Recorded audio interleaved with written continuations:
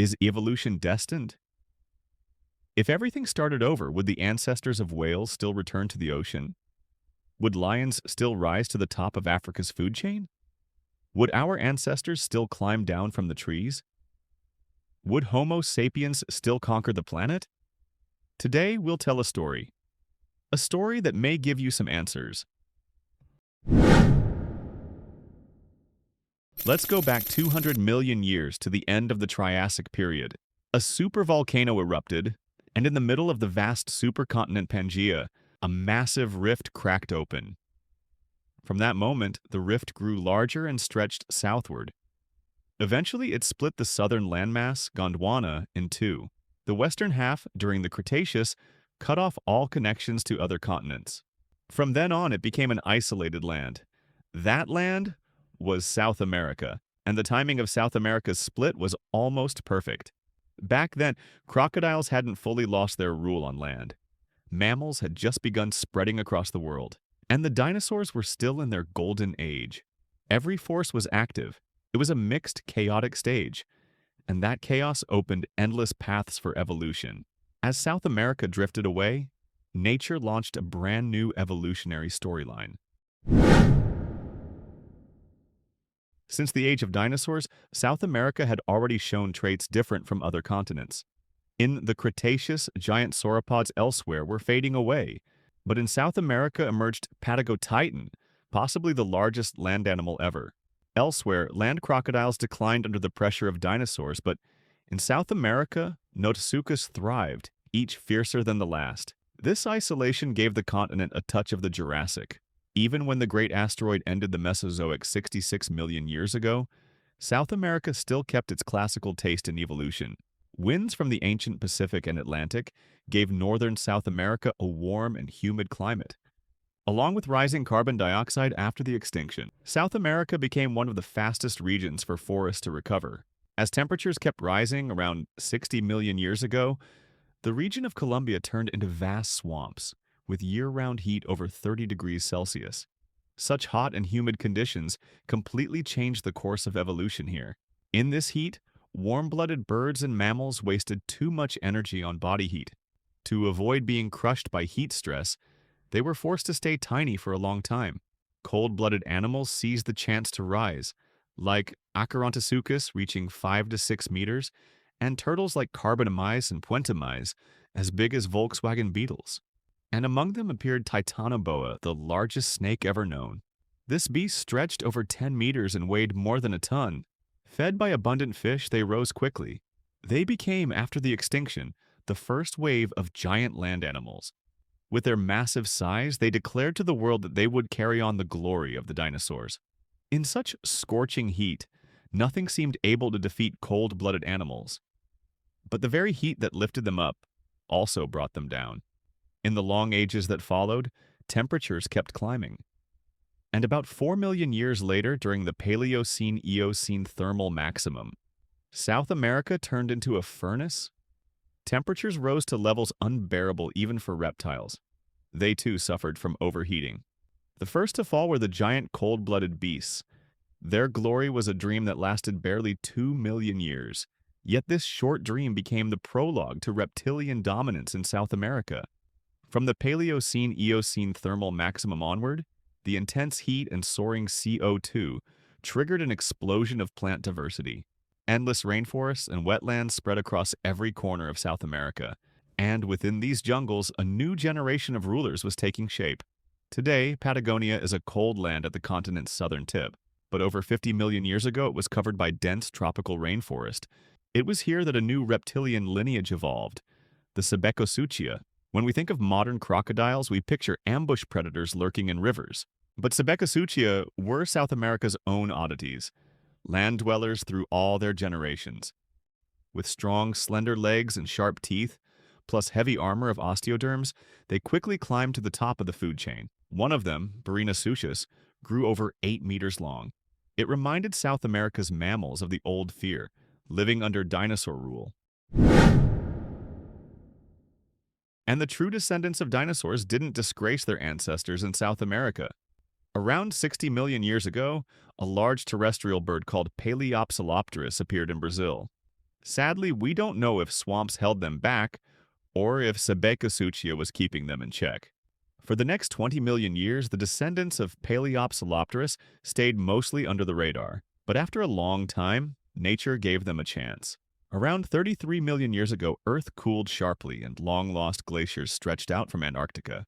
As temperatures fell, Sebekasuchia took a big hit, just like the ancestors of crocodiles once did.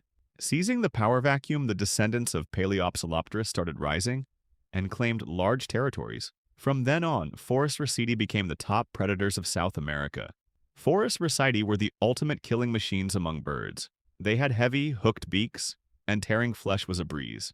Strong leg bones gave them amazing speed, and sharp claws could even slice open a prey's belly in one strike. Even more impressively, many Phorusrhacidae had fully fused skulls, giving them incredible shock resistance. Newton's third law couldn't stop their full-force attacks, and with flexible necks and sharp eyesight, they were born to kill. They would slash with their claws first, weakening the prey, then grab it with their beaks and slam it into the ground, finishing the fight with sheer brute force. When the top predator niches on land were filled by mammals elsewhere in the world, South America, however, replayed the saga of Mesozoic reptile battles. It was as if the dinosaur dynasty was continuing in South America. It makes us wonder, what were South America's mammals up to at the time? I guess they were eating plants. Speaking of herbivorous mammals, we usually think of odd-toed or even-toed ungulates. But don't forget, this is South America, which had its own isolated evolutionary storyline. Another group of long-hoofed animals rose in South America, the Meridungulata. On other continents, ecological niches were highly competitive, but in South America, geographic isolation left many herbivorous niches empty. It gave Meridungulata an excellent stage for evolution. Look at these South American ungulates. Don't they look strangely familiar? They resemble horses, hippos, camels, and elephants from other continents. In 1970, scientists discovered a fossil in a pile of volcanic ash, which was named Pyrotherium. This creature was basically a knockoff of mammoth, except it had 3 pairs of tusks. Over nearly 50 million years, Meridungulata in South America, this isolated land continuously illustrated what convergent evolution really means. Since Meridungulata occupied the main ecological niches, other mammals had to struggle for survival in marginal niches. Take the native South American mammals, the Xenarthra, whose ancestors were likely tiny, cautious creatures living under dinosaur feet. So they evolved sharp claws to dig and burrow to hide from dinosaurs. After the dinosaurs went extinct, these animals finally returned to the surface. But their bodies were already highly specialized for digging, so they could only make do in marginal niches. Take the Folivera. This group devoted its evolutionary potential to energy efficiency. Today, the Folivera are famously slow, moving very differently from other mammals. But there's a reason for it. Over 30 million years ago, the main herbivorous niches in South America were mostly occupied by Meridungulata. If Folivera wanted to rise, they had to find a different path. They evolved ever-growing teeth. At the same time, they greatly reduced their metabolic rate. Their body temperature even dropped to around 35 degrees Celsius. This allowed them to survive on rough, low-nutrition plants that other animals avoided. From then on, Folivera carved out a completely new survival path, and along the way they opened up a whole bunch of ecological niches. For example, their ultra-low metabolism gave them incredible diving abilities. So around 7 million years ago, some Folivera started diving to eat seagrass. They evolved into thalassocnus. Over 10,000 years ago, Diabolotherium lived on steep cliffs in Peru. Like sloths, they had unmatched endurance. Diabolotherium used this endurance to become an expert climber. Some Folivera use this stamina for digging. Take Glyptodon, about the size of a small elephant. It dug tunnels dozens of meters long in cliffs from Brazil to Argentina. Outside South America, it's hard to imagine mammals evolving this way. Besides energy efficiency, South American mammals developed another skill: armor. On other continents, armor maxed out at pangolins, but South America gave us tolaputes, which can roll into a ball when threatened. This left predators completely helpless. Besides tolaputes, South America also had many armored giants. Like the Glyptodontini, the largest Dodecurus had a back shell over 1.5 meters long and weighed over a ton. Males even evolved spiked tail clubs. It was basically a mammal version Ankylosaurus. After all this about South America's herbivorous mammals, were there any fierce mammals in South America? Of course, but they weren't like us, they weren't eutherians. They belonged to what we usually call marsupials. When we mention marsupials, we usually think of Australia, but in fact, South America used to be the richest land for marsupials. Most South American marsupials occupied niches similar to mice on other continents, but some were serious predators. For example, Proboscis, slightly smaller than an African lion, evolved into a fierce mid-sized predator. There was also Thylacosmolus, which looked like South America's version of a saber-toothed cat. But in reality, it wasn't very large and was mostly a scavenger. Those fearsome-looking long canines were probably just for gutting carcasses. In short, whether crocodiles, birds, or mammals, all thrived on this isolated continent. They followed evolutionary paths completely different from other continents, making South America a treasure trove for evolutionary biologists. Around 23 million years ago, as global temperatures warmed, South America should have entered its most prosperous era. But a hidden danger lurked beneath this prosperity. As the South American continent slowly drifted westward, it constantly pressed against the Pacific seafloor. The western land of South America gradually rose, forming continuous mountain ranges. This geological event, called the Andean orogeny, reshaped South America's landscape over tens of millions of years. It gradually formed the long Andean mountain chain in western South America. This mountain chain runs from south to north across the continent. Starting around 20 million years ago, it gradually blocked Pacific winds, and this coincided with a gradual global cooling. Harsh winters came to South America. Rainforests and swamps that were once everywhere gradually disappeared. South America's animals faced disaster. Over 13 million years ago, when permanent ice sheets reappeared in Antarctica, the heyday of South American marsupials came to an end. Crocodiles, unable to cope with the cold, took a deadly hit as well. Around 5 million years ago, South American climate dropped to historic lows again. The Sebecosuchia, dominant in forests for over 50 million years, left the evolutionary stage. About 3 million years ago, under the pressure of South and North America, a small section of seafloor was pushed above water. This formed the land bridge we now call the Isthmus of Panama. It once again connected South and North America. This ended South America's long-standing isolation, but everything changed. South American animals had to face newcomers from other continents. This is known as the Great American Biotic Interchange. Suddenly, a whole new world opened up to South American animals.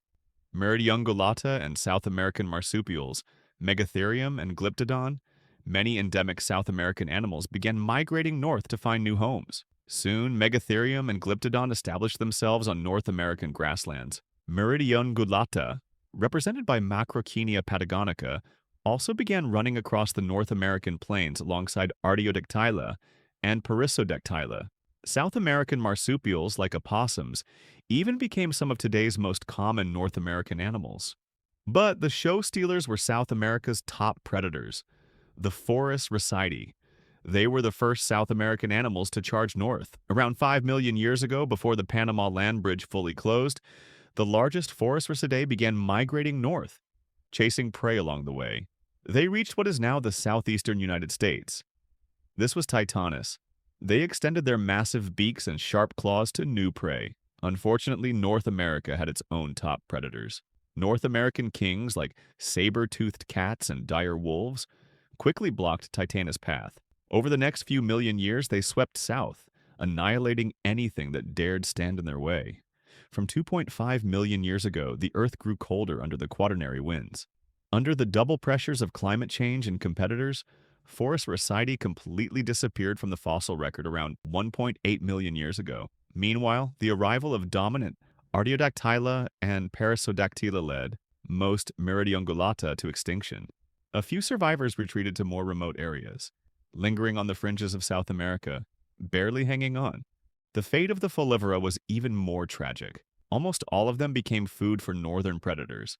The last Megatherium, to withstand the cold and predators, had to evolve larger and larger. For example, Megalonyx weighed about 185 kilograms 10 million years ago. By 500,000 years ago, it weighed nearly 1 ton, but this made regulating body heat increasingly difficult. Eventually, with several brief warm spells during the Quaternary, the megatherium populations collapsed completely. Nature seemed to think their fate was not harsh enough. Finally, a terrifying group of upright walking primates arrived. That was us, Homo sapiens. Our ancestors drew a bloody end to this North-South American evolutionary struggle. The heavy shells of Glyptodon became building materials for humans. Megatherium faced the human blade with nothing but despair. 11,000 years ago, the last Toxodon was slaughtered to extinction by humans. This marked the exit of Meridia ungulata from the evolutionary stage. After this human-driven massacre, all animals over 1 ton in South America went extinct.